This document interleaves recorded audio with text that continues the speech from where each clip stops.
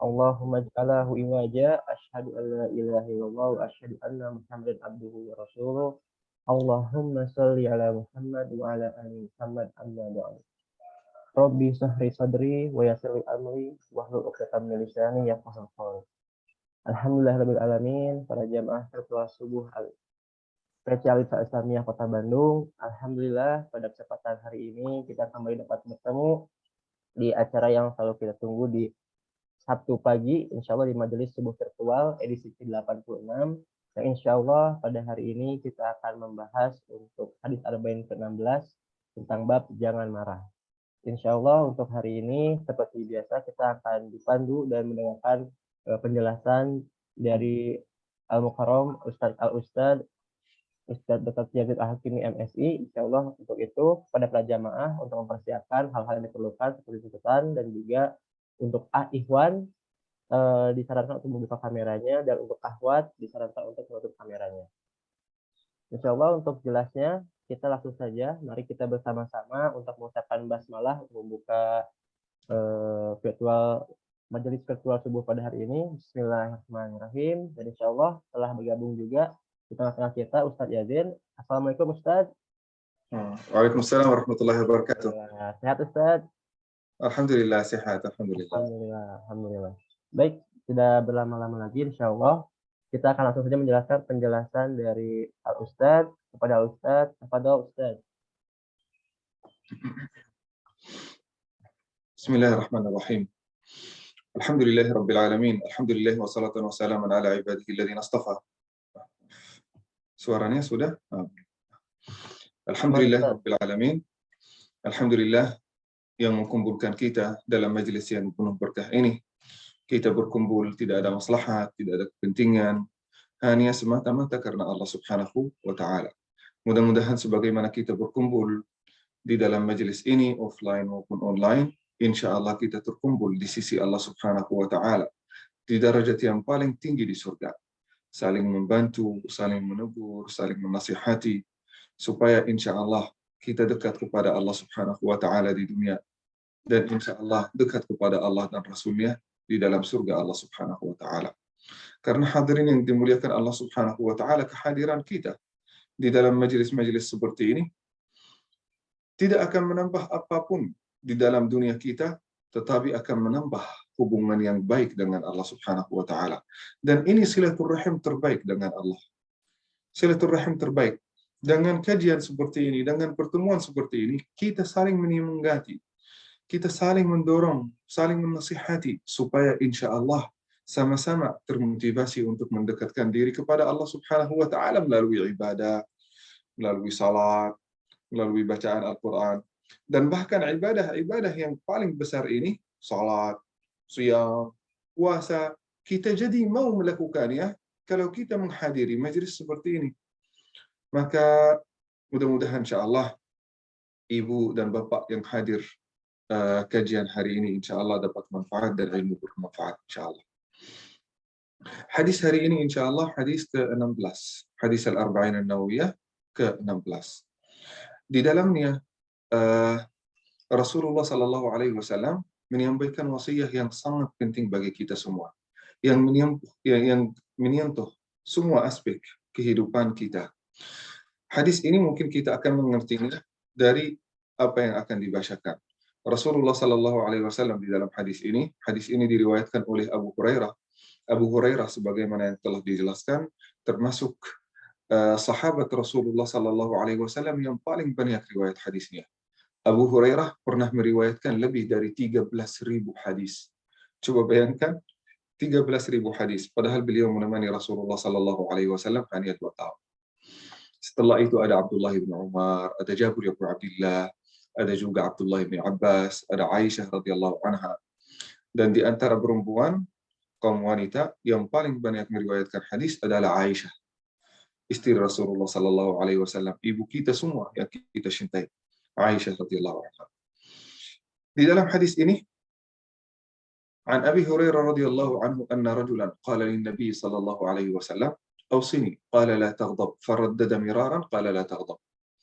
Saya berharap kalau mungkin ibu dan bapak bisa mengertinya dalam bahasa Arab, karena bahasanya sangat indah. Namun kita akan juga membacakannya dalam bahasa Indonesia.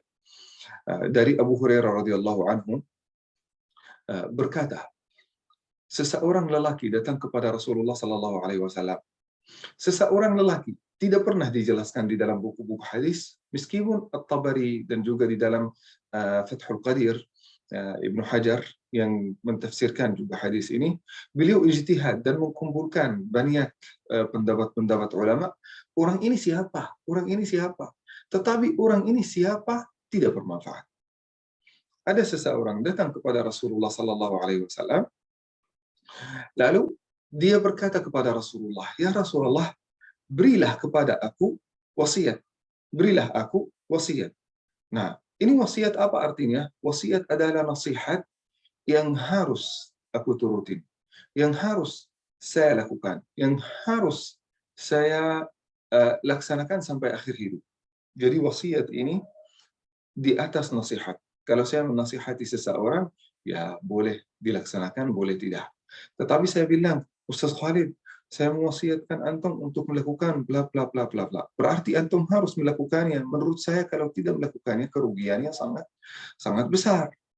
Nah, itulah sahabat Rasulullah sallallahu alaihi wasallam datang kepada Rasulullah, "Ya Rasulullah, berikanlah kepada aku wasiat."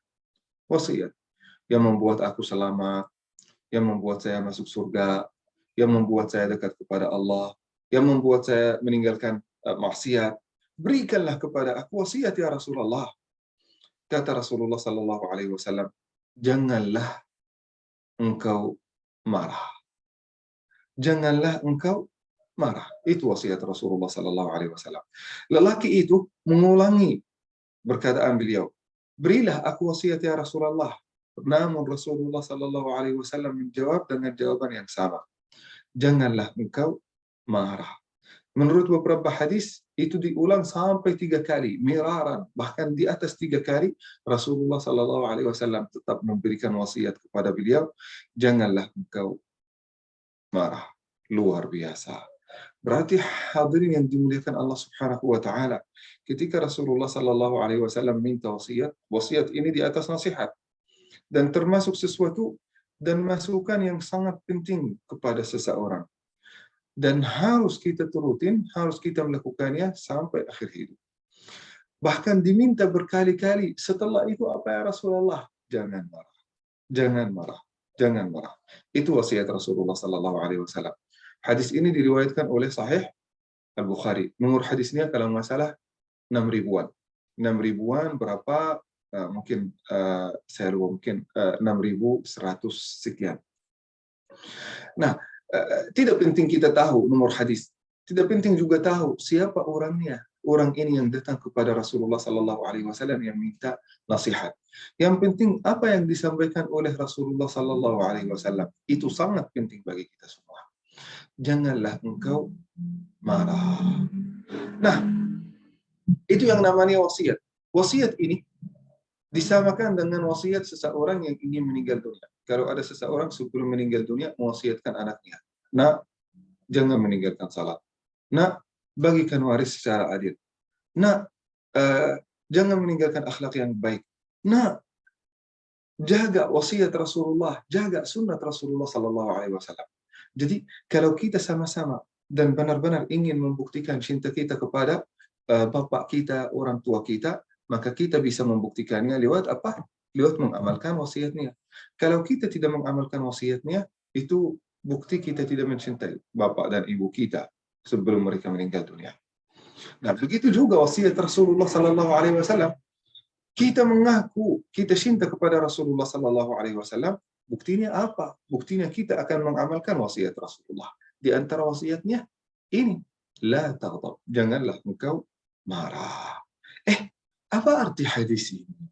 Kok janganlah engkau marah? Memang ada manusia yang tidak marah? Nah, ada 2 tafsir untuk hadis ini. Tafsir yang pertama, kita mentafsirkannya secara zahir. Janganlah engkau marah, berarti dalam semua kondisi kita berusaha untuk melatih diri kita supaya kita tidak marah. Santai aja. Apapun yang terjadi, santai. Santai. Namun ini juga susah sekali. Bahkan Rasulullah Sallallahu Alaihi Wasallam sendiri juga marah, kan?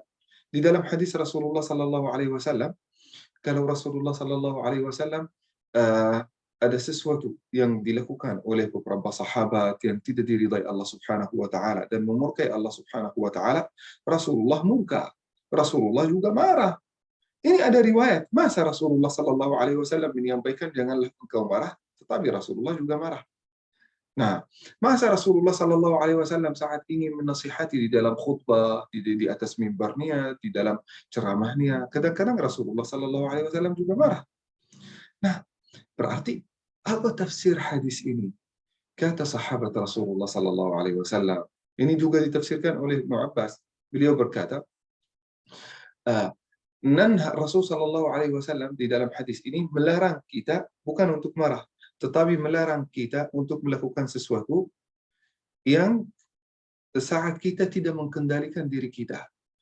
Kadang-kadang seseorang saking marahnya tidak bisa mengendalikan dirinya, tidak bisa memikirkan, tidak bisa menahan emosinya. Nah, kalau ada seseorang mungkin marah, kalau ada sesuatu yang terjadi yang memurkai Allah Subhanahu wa taala, lalu dia bisa mengendalikan marahnya, dia bisa mengendalikan emosinya, dia bisa mengatur apa yang dia akan sampaikan. Tidak sampai dia menyampaikan kata-kata yang dia tidak bermaksud untuk menyampaikannya. Jadi kalau kita masih bisa mengendalikan diri kita, maka boleh saat itu untuk marah, asal kita bisa menyelesaikan kondisi marah itu secepat mungkin.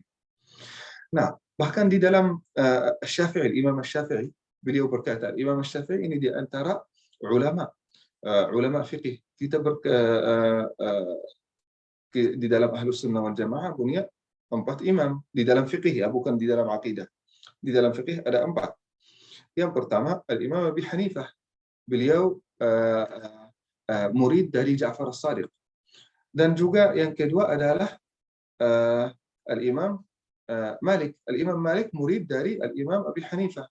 Dan juga Al-Imam Syafi'i murid dari Imam Malik. Dan juga Al-Imam Ahmad murid dari Imam Syafi'i.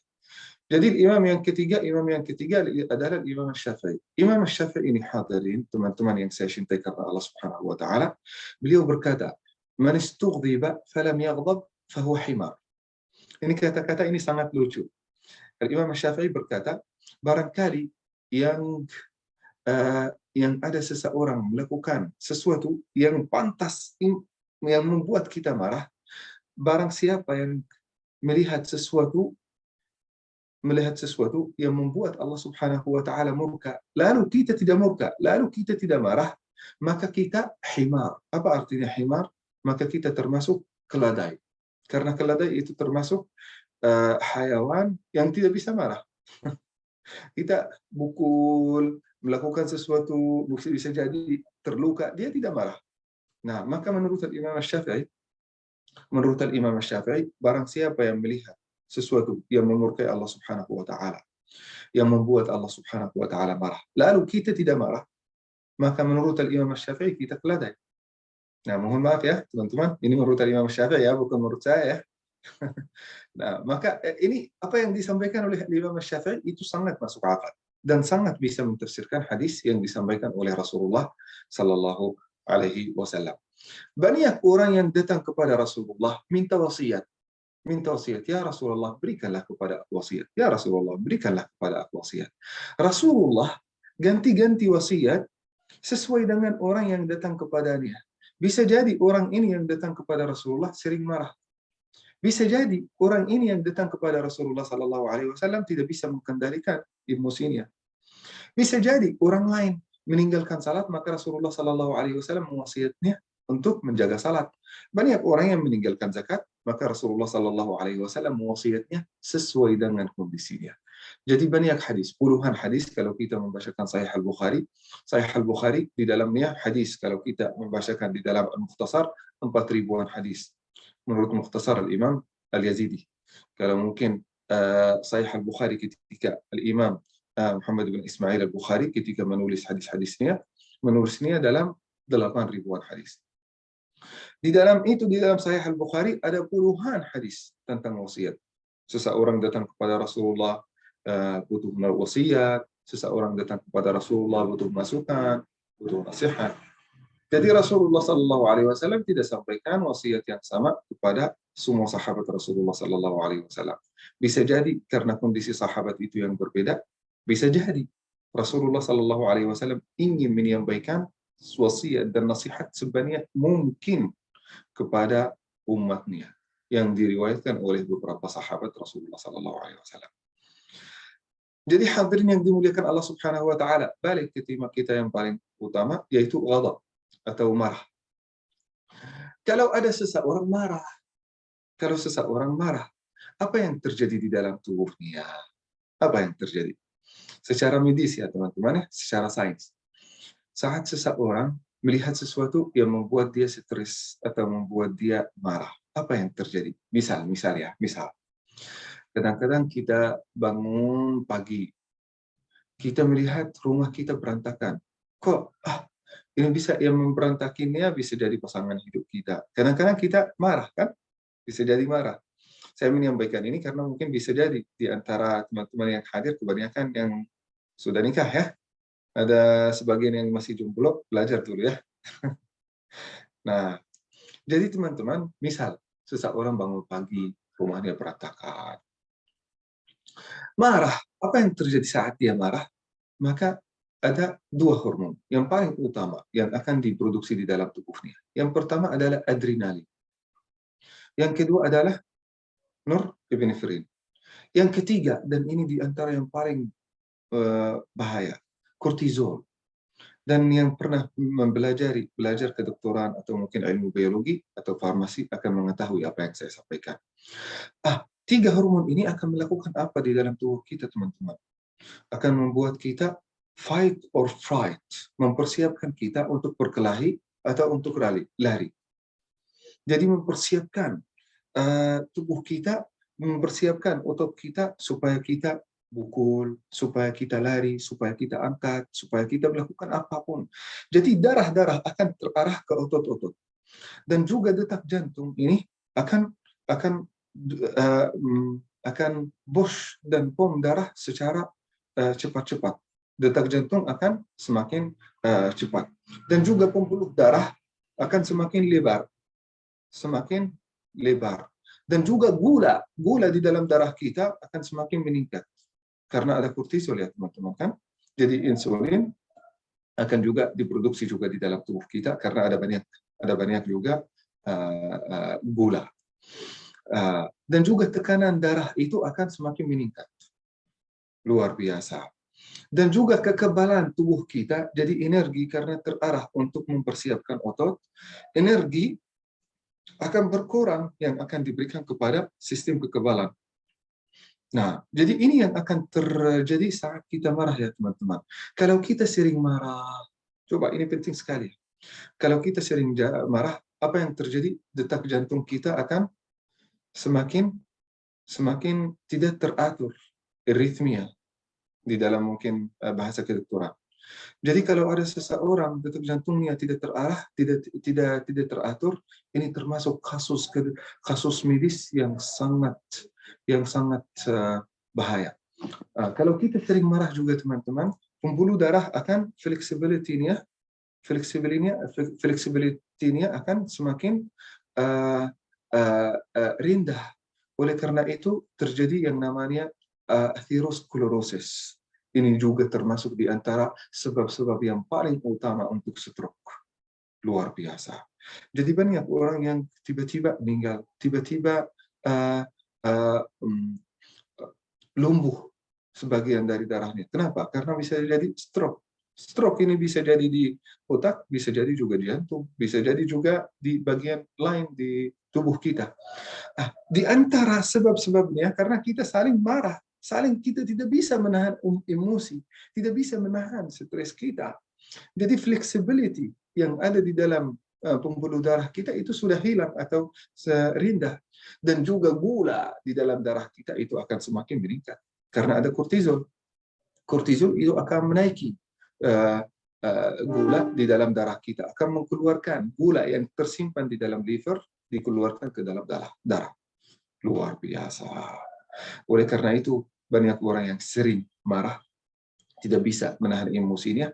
Sering juga ada penyakit stroke, penyakit tekanan darah, penyakit diabetes mellitus, gula tinggi, kekebalannya juga turun, kankernya juga muncul. Kekebalannya turun itu berarti langsung kanker itu akan muncul. Karena setiap hari ya teman-teman, setiap hari pasti ada satu sel yang ada masalah di dalam gennya sehingga bisa menimbulkan kanker. Tetapi karena mungkin kekebalan kita, sistem kekebalan dan juga imunitas kita bisa jadi masih kuat, masih normal, bisa membunuh sel itu yang berubah khasiatnya menjadi sel kanker.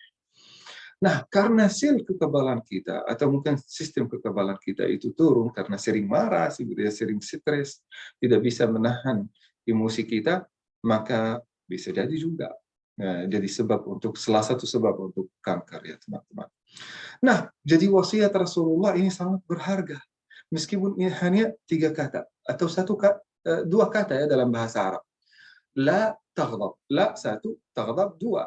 Dalam bahasa Indonesia, janganlah engkau marah atau jangan marah. Nah, 2 kata. Tetapi nasihat dan wasiat yang sangat berharga. Sangat berharga. Jadi saat kita marah, itu benar-benar merusak diri kita sendiri. Saat kita marahin seseorang, bisa jadi kita merusak diri kita sendiri lebih daripada orang yang di depan kita. Maka harus kita menjaga. Karena kita yang rugi saat kita ghadab, saat kita marah. Nah, lalu Pak Ustadz, Syekh, apa yang kita harus lakukan? Apa yang kita harus lakukan supaya kita tidak marah? Supaya kita mengikuti wasiat Rasulullah Sallallahu Alaihi Wasallam untuk tidak marah. Sebenarnya Rasulullah Sallallahu Alaihi Wasallam pernah menyampaikan ilaj atau obat untuk marah ini. Yang pertama isti'adzah. Isti'adzah. Apa artinya isti'adzah? A'udzu billahi minasy syaithanir rajim. Kalau kita lagi marah atau ingin marah atau ada bisikan syaitan untuk marah, maka kita isti'adzah. Gimana isti'adzah? A'udzu billahi minasy syaithanir rajim. Baca isti'adzah. Aku berlindung kepada Allah dari kejahatan syaitan. Karena bisa jadi ghadab dan marah itu, emosi itu bisa jadi dipicu oleh syaitan. Nah, ada 2 orang di zaman Rasulullah Sallallahu Alaihi Wasallam, 2 orang saling mencela di hadapan Rasulullah karena mereka sudah keburu terlanjur marah, terlanjur murka. Mereka tidak melihat Rasulullah Sallallahu Alaihi Wasallam, tidak bahkan mereka mengabaikan Rasulullah Sallallahu Alaihi Wasallam. Mereka marah, saling mencela, saling merendahkan, saling mengolok-olok di hadapan Rasulullah ini. Di hadapan Rasulullah. Kata Rasulullah, ista'idha billahi minasyaitanir rajim. Katakanlah, a'udzu billahi minasyaitanir rajim. Ketika mereka membacakan a'udzu billahi minasyaitanir rajim, hada'a raw'uhuma. Apa artinya hada'a raw'uhuma? Mereka merasa calm. Mereka merasa santai. Tidak jadi marah. Dan berhenti untuk saling mencela. Luar biasa. Terjadi lagi di zaman Rasulullah Sallallahu Alaihi Wasallam. Ada 2 orang yang saling marah. Dan juga 2 orang yang saling mencela. Situasinya dan kondisinya beda dibandingkan dengan kondisi yang pertama. Rasulullah juga menyampaikan yang sama kepada salah satunya, ista'idha billahi minasyaitanir rajim. Seseorang berkata, a'udzu billahi minasyaitanir rajim. Yang kedua, lihat yang kedua. Yang kedua karena marahnya sudah luar biasa, tidak bisa mengendalikan dirinya sendiri, bahkan dia sudah mengabaikan Rasulullah Sallallahu Alaihi Wasallam. Dia berkata, abi jununun ya Rasulullah. Apakah saya majnun? Apakah saya orang gila sehingga saya menyampaikan a'udzubillahi minasyaitonir rajim? Ini menyampaikannya kepada Rasul. Coba bayangkan ya. Dia bahkan mengabaikan Rasulullah. Bahkan dia sampai ingin mencela Rasulullah Sallallahu Alaihi Wasallam. Seolah-olah Rasulullah menuduh dia majnun atau dia gila. Luar biasa. Abi jununun ya Rasulullah. Saya tidak akan berkata a'udzubillahi minasyaitonir rajim karena saya bukan majnun. Nah, karena dia dalam kondisi marah, tidak bisa mengendalikan dirinya sendiri. Tetapi kalau dia lagi santai, pasti akan mencium tangan bahkan kaki Rasulullah Sallallahu Alaihi Wasallam. Luar biasa. Jadi hadirin yang dimuliakan Allah Subhanahu Wa Taala, pasti kalau kita lagi marah, kadang-kadang kita tidak bisa mengendalikan diri kita sendiri. Oleh karena itu, seorang bisa memukul orang lain karena dia lagi marah. Bisa menzalimi orang lain karena dia lagi marah. Bisa bahkan terjadi perceraian, teman-teman. Terjadi perceraian ini karena marah. Oleh karena itu teman-teman, para ulama berkata, la yasihhu talaqul mutlaq. Ini dalam hadis juga, la yasihhu talaqul mutlaq. Jadi tidak salah talak, cerai saat marah itu tidak sah. Al-mutlaq itu artinya yang itlaq. Apa artinya itlaq? Al-mutlaq itu yang sudah tidak bisa memikirkan, tidak bisa berpikir. Entah itu mungkin karena lagi tidur, entah itu karena lagi gila, atau entah itu karena bisa jadi marah, saking marahnya tidak bisa mengendalikan ucapannya. Jadi keluar kata cerai atau talak. Nah, kalau dia lagi marah, sampai-sampai dia tidak bisa, seperti orang mabuk, seperti orang yang tidak bisa memikirkan, maka talaknya tidak sah, cerainya tidak sah. Nah, dan juga Rasulullah Sallallahu Alaihi Wasallam melarang seseorang qadhi atau seorang hakim untuk ambil keputusan saat dia marah, tidak boleh. Kalau engkau wahai hakim lagi marah seseorang yang mengikuti satu kasus, maka harus keluar dari ruangan itu. Tidak boleh engkau mengucapkan sesuatu atau mengambil keputusan apapun, tidak boleh. Itu dilarang oleh Rasulullah Sallallahu Alaihi Wasallam. Nah, lalu teman-teman, kalau kita lagi marah, selain a'udzubillahi minasyaitonirrajim, bagaimana kita bisa mengobati diri kita sehingga kita tidak ambil keputusan yang salah saat kita marah, ya teman-teman. Nah, kata Rasulullah Sallallahu Alaihi Wasallam, yang berikutnya adalah sukut. Apa artinya sukut? Diam aja, diam. Jadi kalau kita dipicu marah kita, ada seseorang memicu emosi, memicu marah kita, maka kita diam aja. Diam. Karena kalau kita lagi berbicara saat kita marah, pasti kita akan berbicara secara salah. Maka diam. Diam itu berapa lama? Menurut ilmu kedokteran, ini dari Rasulullah Sallallahu Alaihi Wasallam mewasiatkan kita untuk diam.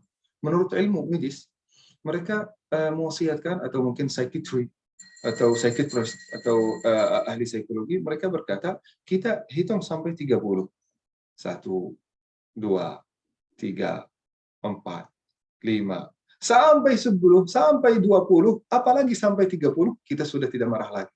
Kenapa? Kita tidak fokus pada kasus yang membuat kita marah. Kita fokus pada hitungan. Tidak jadi kita marah. Nah, maka wasiat Rasulullah Sallallahu Alaihi Wasallam, lihat teman-teman ya, wasiat Rasulullah itu untuk kebaikan kita ya teman-teman. Wasiat Rasulullah adalah diam saat kita marah. Diam. Berpikir dulu, berpikir keputusan apa yang saya bisa ambil. Bahkan saat kita berpikir, pikiran kita itu terganggu saat kita marah. Karena sudah dipicu energi-energi kita tidak terarah ke pikiran kita, tidak terarah ke otak kita, terarah untuk mempersiapkan untuk fighting or flighting, untuk berkelahi atau lari. Nah, jadi itu hadirin yang dimuliakan Allah Subhanahu wa taala. Jadi yang pertama isti'adah, a'udzubillahi minasyaitonirrajim. Yang kedua, ini supaya kita mengobati rasa marah atau menghilangkan rasa marah. Yang kedua, kita diam, sukut.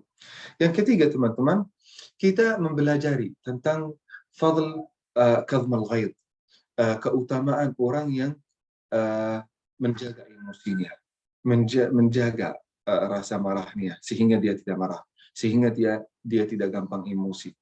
Allah Subhanahu wa taala menyampaikan di dalam Al-Qur'an, wallahu yuhibbul muhsinin. Muhsinin itu di antara sifatnya wal kadhimin al-ghaid. Mereka menahan amarahnya, menahan rasa marahnya, menahan emosinya. Itu termasuk orang muhsin. Siapa muhsin itu? Derajat yang paling tinggi di derajat orang yang beriman. Jadi kalau ada seseorang baru masuk Islam, itu namanya muslim. Setelah itu dia melakukan banyak ibadah, menjadi beriman. Setelah itu menjadi orang yang dicintai oleh Allah, amalnya sudah sempurna, menjadi muhsin. Dan di antara sifat orang yang muhsin, dia menjaga amarahnya, menjaga marahnya. Maka teman-teman ini, akhi dan ukhti yang saya cintai, kalau kita sudah menjaga amarah kita, itu di antara sifat-sifat orang yang sangat dicintai oleh Allah Subhanahu wa taala. Yuhibbul muhsinin. Allah akan mencintai kita. Apalagi teman-teman, apa yang kita bisa lakukan supaya kita menahan amarah kita? Kata Rasulullah Sallallahu Alaihi Wasallam, "Alaika bil wudu." Ketika ada seseorang datang kepada Rasulullah, ya Rasulullah, kalau saya marah, apa yang saya lakukan? Kata Rasulullah, mandi dulu. Saat kita mandi, maka mandi itu kata Rasulullah Sallallahu Alaihi Wasallam, marah itu dari api, dan juga air itu akan memadam api tersebut. Jadi kita mandi, berusaha untuk mandi. Kalau kita tidak bisa mandi, maka wudhu. Wudhu, mensucikan diri. Dengan wudhu, seperti wudhu salat, persis. Dengan wudhu dan mandi, insya Allah kita bisa menahan emosi kita. Dan ini terbukti. Saya sendiri nih teman-teman, saya sendiri. Ketika saya pulang kerja, pulang sudah capek, macet luar biasa, apalagi kerja dari pagi, kadang-kadang sampai malam, tidak pulang-pulang. Pulang ke rumah, hal yang paling utama saya lakukan. Sebelum saya lakukan apapun, harus mandi. Meskipun kadang-kadang, saya sebelum mungkin pulang ke rumah, saya mampir ke gym, fitness dulu, mandi juga di sana. Nah, tetapi harus, kalau saya sudah sampai ke rumah, harus mandi. Kenapa? Bukan karena untuk bersih, tetapi juga untuk menahan diri saya sendiri, untuk menghilangkan stres, untuk menghilangkan rasa capek. Apalagi mungkin saat di jalan, di Bandung, macet yang luar biasa gitu. Nah, maka sampai ke rumah langsung mandi. Karena itu wasiat Rasulullah SAW untuk juga menahan diri, untuk juga menjaga homeostasis atau menormalisasi tubuh kita dan hormon-hormon yang ada di dalam tubuh kita. Itu wasiat Rasulullah. Kita wudhu, kita insya Allah mandi, itu insya Allah akan mereda rasa emosi kita. Nah, lalu marah itu ada dua macam marah ya teman-teman. Ada marah yang dicintai oleh Allah, ada marah yang dibenci oleh Allah Subhanahu wa taala. Nah, marah yang dibenci oleh Allah, yang tidak disukai oleh Allah Subhanahu wa taala adalah marah karena dunia. Marah karena dunia. Karena dunia kan? Apalagi marah karena maksiat. Wow, itu luar biasa. Nah, marah karena dunia. Marah karena kita lagi beda pendapat tentang satu tanah. Ini milik siapa? Marah, saling marah gitu. Ini tentang dunia. Ini tidak disukai, sangat dibenci oleh Allah Subhanahu wa taala. Santai saja, ini urusan dunia. Sebentar lagi kita akan meninggal. Berapa lama kita akan hidup di dunia?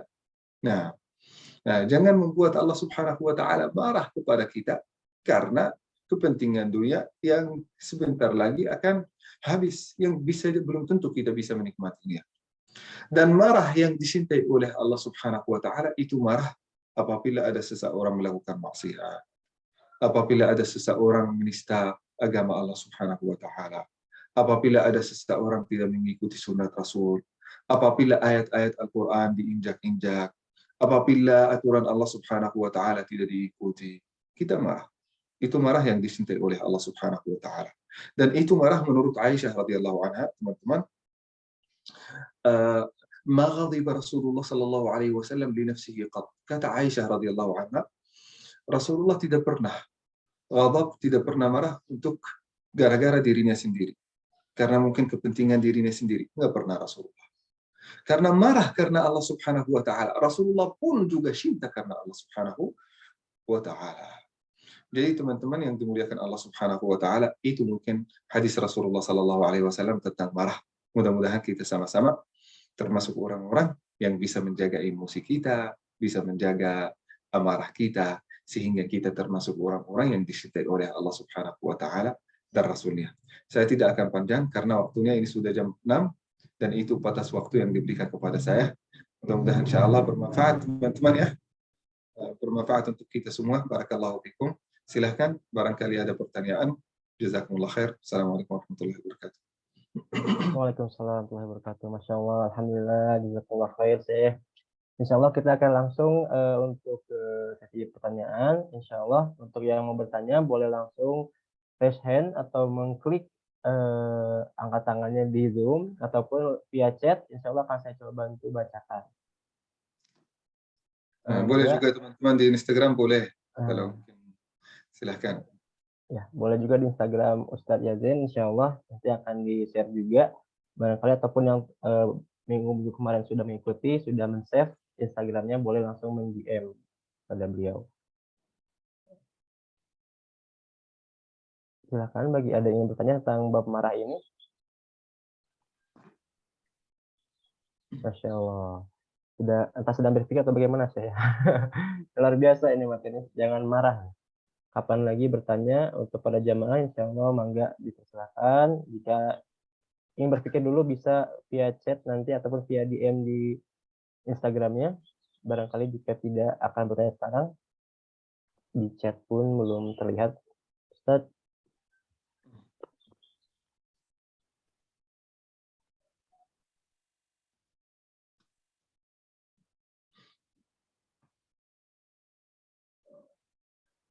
Oh, alhamdulillah ada Ustadz. Untuk pertanyaan pertama dari Ustadz Khalid Haras.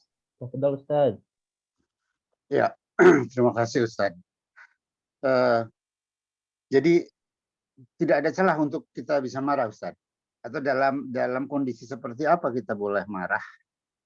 Atau ketika apa kita boleh marah Ustaz? Karena kan saya kira marah itu sesuatu yang manusiawi ya. Nah, kira-kira dalam kondisi apakah kita boleh dirukhsah untuk bisa marah Ustaz? Syukran. Jazakallah khair. Ini penting sekali juga. Kapan kita boleh marah? Sebenarnya kita sebagai manusia, kita diciptakan oleh Allah Subhanahu wa taala supaya kita marah. Sebenarnya ini akan terkejut ya teman-teman ya. Kita didesain oleh Allah Subhanahu wa taala dengan desain tertentu, ciptaan tertentu yang membuat kita marah dalam kondisi tertentu. Dan itu penting bagi kita kadang-kadang marah. Penting. Nah, sebagaimana yang tadi kita sampaikan, kalau kita menghadapi situasi dan kondisi yang mengancam nyawa kita, mengancam diri kita sendiri, maka marah itu akan menolong kita. Bagaimana menolong kita?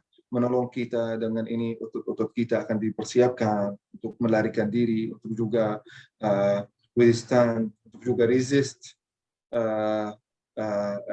Ini sangat penting bagi kita supaya kita menahan diri kita, supaya kita juga menahan nyawa kita atau menjaga diri kita. Jadi itu penting sekali. Penting, dan itu salah satu dari proses fisiologi di dalam ciptaan atau mungkin di dalam tubuh kita.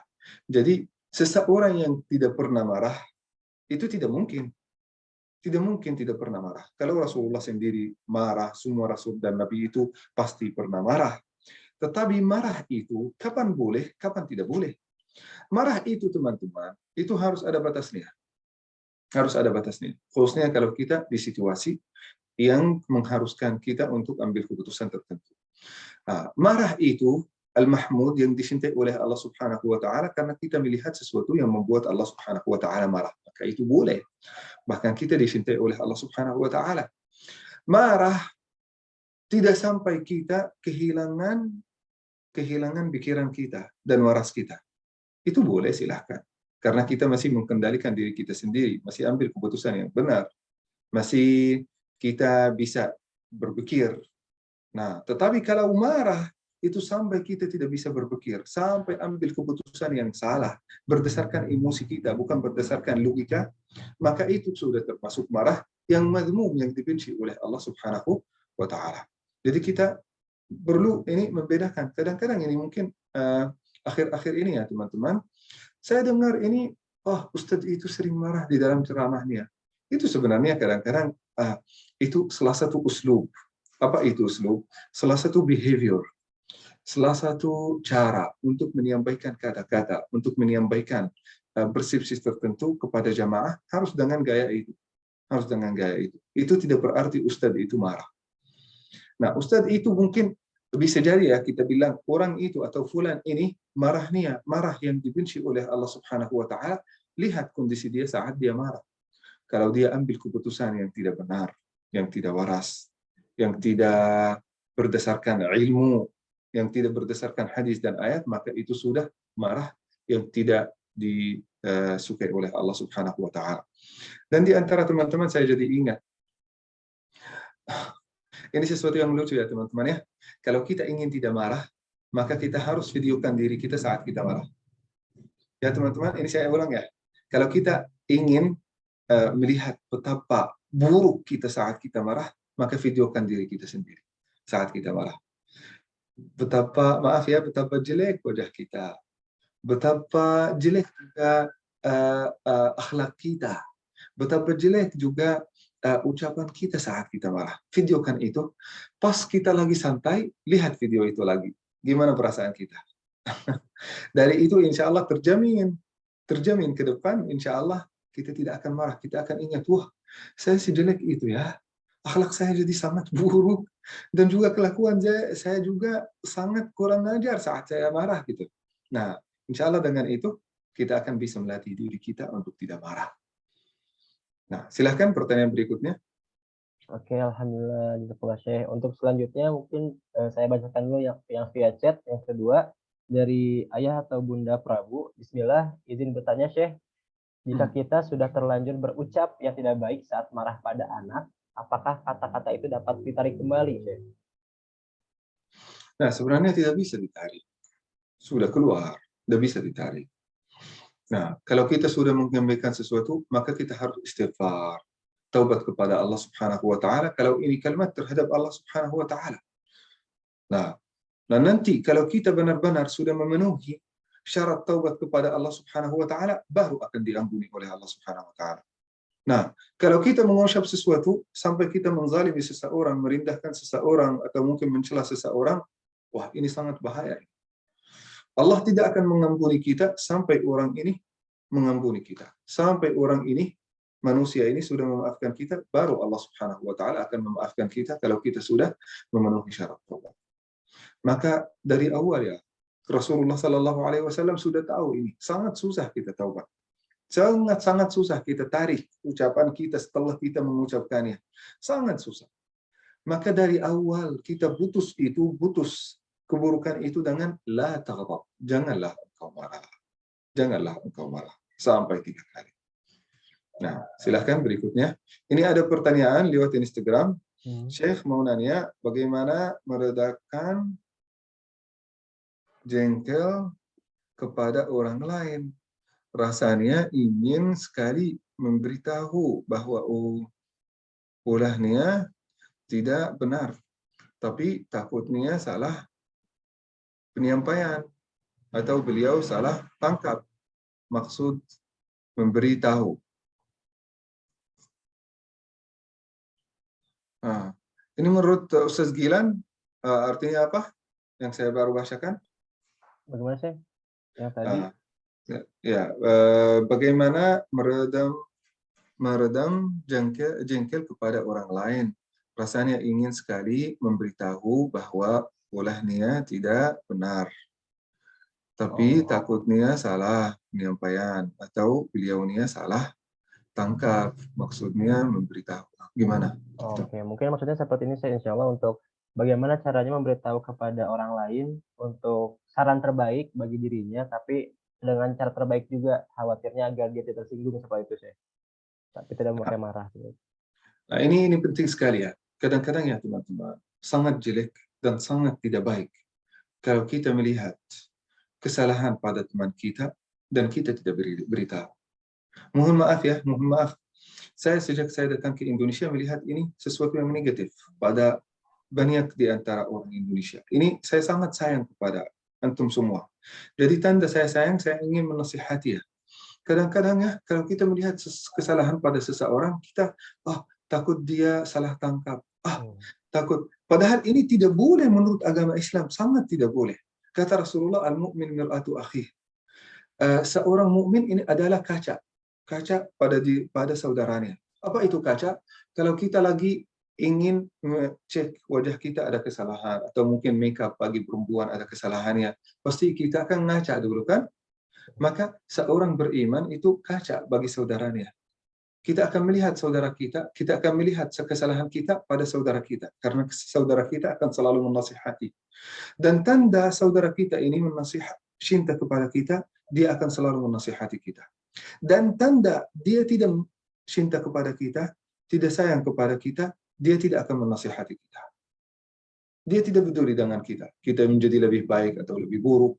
Dia tidak peduli. Berarti tidak sayang kepada kita. Tanda seseorang sayang kepada kita akan memberitahu kalau ada kesalahan. Kalau ada sesuatu yang tidak benar. Gitu. Maka teman-teman, ucaplah apa yang ada di dalam dada kita, apa yang mungkin kita melihat kesalahan pada saudara kita ucapkan. Bagaimana kita ucapkan? Ini mungkin pertanyaan dari teman kita. Caranya gimana? Kita memilih kata-kata yang paling sopan. Cara yang paling sopan. Cara yang paling sopan bagi orang Arab beda dibandingkan dengan cara yang paling sopan untuk orang Indonesia. Orang Arab, kalau kami ini di Timur Tengah ingin menasihati, "Hei, kamu harus melakukan ini." Ini sudah termasuk nasihat, bisa diterima. Tetapi bagi orang Indonesia ini tidak diterima. Maka kita berusaha untuk, mohon maaf, ini bisa jadi saya salah, ini saya melihat ini karena saya sayang kepada antum, boleh nggak saya nasihatin, saya kasih masukan gitu. Nah, jadi dengan cara yang lebih yang sangat yang sangat lembut. Nah, dan kita boleh lewat orang lain, tetapi lewat orang ini sangat berisiko karena ini bisa jadi fitnah. Karena bisa jadi fitnah kalau lewat orang lain. Bisa jadi kita salah. Bisa jadi kita salah. Maka kita harus berhati-hati. Harus berhati-hati. Yang terbaik kita datang kepada dia, memilih kata-kata dan cara yang paling sopan untuk menyampaikan itu. Yang tidak membuat dia sakit hati. Nah, ini menurut saya sendiri ya. Menurut mungkin saya sendiri, orang Indonesia lebih tahu bagaimana cara menyampaikan kata-kata kepada orang lain atau masukan kepada orang lain tanpa kita menyinggungkan. Kata orang Indonesia, kita ambil ikannya tanpa keruh airnya. Nah, itu yang saya ingin sampaikan. Silahkan berikutnya. Ada pertanyaan? Alhamdulillah, jazakallah Syekh. Untuk selanjutnya mungkin yang sudah resen untuk Bapak Mulia Abdi.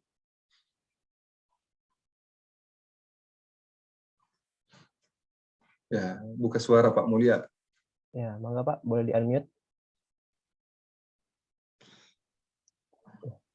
Assalamualaikum Ustadz. Waalaikumsalam warahmatullahi wabarakatuh. Allah tidak suka kepada hambanya yang suka marah. Yang jadi pertanyaan saya adalah, kenapa Allah memberikan rasa marah kepada kita? Itu aja Ustaz. Ya itu tadi ya Pak Mulia. Tadi marah itu bisa jadi salah satu cara yang bisa menjaga diri kita saat mungkin ada beberapa yang membahayakan nyawa kita. Kadang-kadang misal kalau kita lagi mungkin dikejar oleh singa, dikejar oleh tiger, harimau gitu. Kita harus ada yang hormon-hormon marah itu, adrenalin, norepinefrin, kortizol, itu akan diproduksi di dalam tubuh kita supaya kita lari atau juga berkelahi. Kalau ada mungkin manusia yang ingin mungkin mengancam nyawa kita, maka kita akan berkelahi. Itu dipersiapkan rasa marah kita supaya kita membela diri kita sendiri. Nah, dan juga itu salah satu dari tabiat dan dari ciptaan Allah Subhanahu wa taala di dalam manusia, dan ada banyak fungsinya sebagaimana yang saya sampaikan. Tetapi teman-teman, saat kita marah di situasi yang kita tidak boleh marah. Misal, marah karena urusan dunia. Marah karena sesuatu yang tidak bermakna. Marah karena sesuatu yang tidak ada ayatnya, yang tidak ada hadisnya, maka tidak ada maknanya. Apalagi kalau kita marah sampai kita tidak bisa mengendalikan diri kita. Apalagi marah sampai kita ambil keputusan yang bisa merugikan diri kita sendiri, merugikan keluarga, atau merugikan orang yang di sekitar kita. Apalagi saat kita marah sampai kita menzalimi orang lain. Nah, itu marah yang tidak disukai oleh Allah Subhanahu wa taala. Tetapi ada marah yang sebagaimana saya sampaikan, marah yang disukai, yang tidak dibenci oleh Allah Subhanahu wa taala. Itu marah karena kita ingin menegakkan agama Allah Subhanahu wa taala. Marah karena kita melihat sesuatu yang memurkai Allah Subhanahu wa taala. Marah untuk membela diri kita sendiri, malah ya, untuk bisa menjauhkan ancaman dari diri kita sendiri. Itu sangat penting. Sangat penting. Nah, itu ya Pak Mulia. Baik, Ustaz. Makasih. Jazakallah khair. Waalaikumsalam. Oke, alhamdulillah.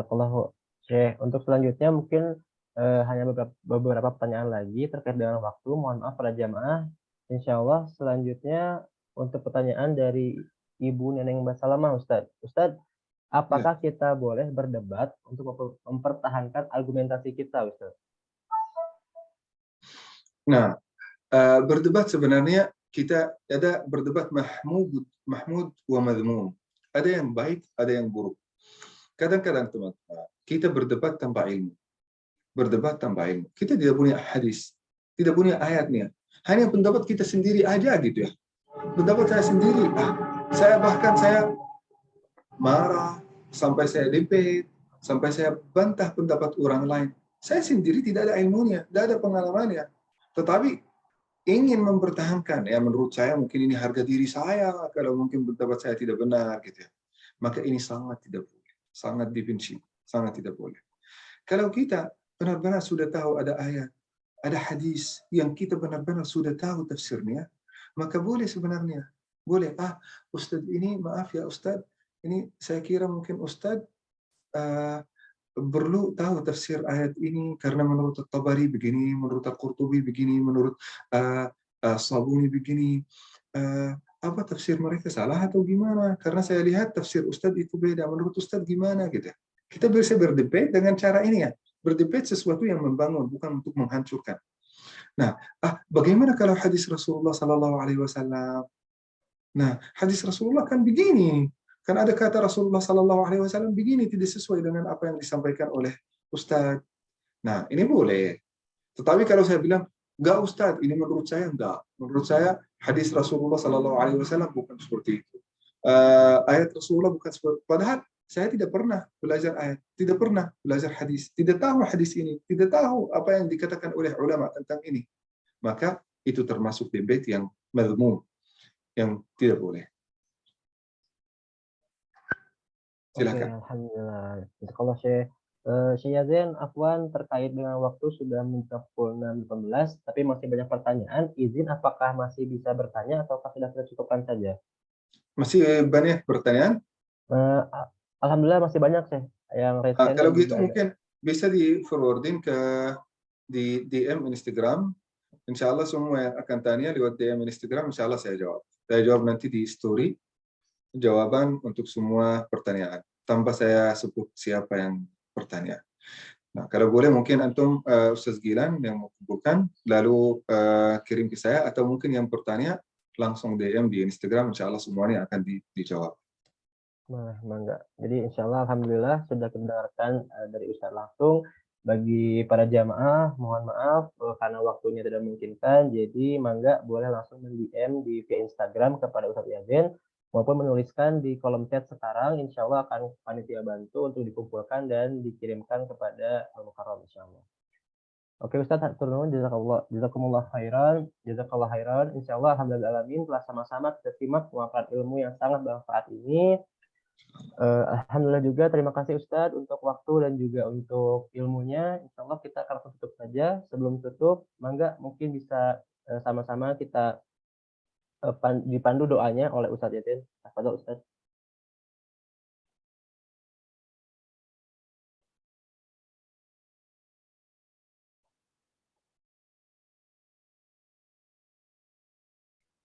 Baik, gimana Ustadz? Doa? Betul Ustadz. Kita terus dengan doa dari Ustadz. Mudah-mudahan doa kita termasuk doa yang diijabat oleh Allah Subhanahu wa taala. Amin ya rabbal alamin. Alhamdulillahi rabbil alamin. Alhamdulillahi wa salatan wa salaman ala ibadihi alladhina istafa. Allahumma ij'al tajammu'ana hadha tajammu'an marhuma waj'al tafarruqana min ba'dihi ma'suma wa la taj'al fina wa la ma'ana wa la bainana shaqiyyan wa la mahruman. اللهم فرج هم المهمومين ونفس كرب المكروبين وقض الدين عن المدينين واشف مرضانا ومرضى المسلمين سبحان ربك رب العزة عما يصفون وسلام على المرسلين والحمد لله رب العالمين تقبل الله منا ومنكم الكريم آمين يا رب العالمين. Amin alhamdulillah amin. Ustaz Gilan, izin saya sampaikan sesuatu mungkin kepada teman-teman, kepada ibu dan bapak. Alhamdulillah sekarang lagi mau mempersiapkan studio untuk insya Allah kegiatan kita hari ini atau mungkin kegiatan dakwah yang lain. Apalagi insya Allah saya sendiri rencana untuk merakam Al-Quran 30 juz. Dan juga insya Allah kita di dalam studio itu kita akan mengajar anak-anak, adik-adik supaya mereka berani tilawah Al-Quran dan dakwah secara online. Maka teman-teman, kalau ada seseorang punya mungkin alat yang bisa digunakan untuk studio, entah itu untuk suara atau kamera atau mungkin laptop atau iPhone bisa, insya Allah itu semuanya insya Allah akan diterima, semuanya akan menjadi wakaf untuk studio dakwah. Mungkin nanti akan bisa langsung kalau ada seseorang ingin membantu dalam bidang ini, mungkin bisa jadi ke panitia Al-Irsyad atau bisa jadi langsung bisa DM ke Instagram. Insya Allah semuanya akan diterima dan juga bisa menjadi insya Allah wakaf dan pahala di sisi Allah Subhanahu wa taala. Jazakallah khair, barakallahu fikum. Assalamualaikum warahmatullahi wabarakatuh. Waalaikumsalam warahmatullahi wabarakatuh. Jazakallah khair, Syekh. Alhamdulillah para jamaah setelah di akhir acara insya Allah kita ditutup juga dengan doa oleh Ustaz Yasin. Sekali lagi terima kasih kepada jamaah dan juga dari Ustaz Yasin. Jangan lupa di pekan depan insya Allah kita akan melaksanakan selalu kajian rutin ini insya Allah di hari Sabtu subuh untuk edisi ke-87. Saya Gilang dan pamit undur diri. Mohon maaf jika ada kesalahan. Assalamualaikum warahmatullahi wabarakatuh. Warahmatullahi wabarakatuh.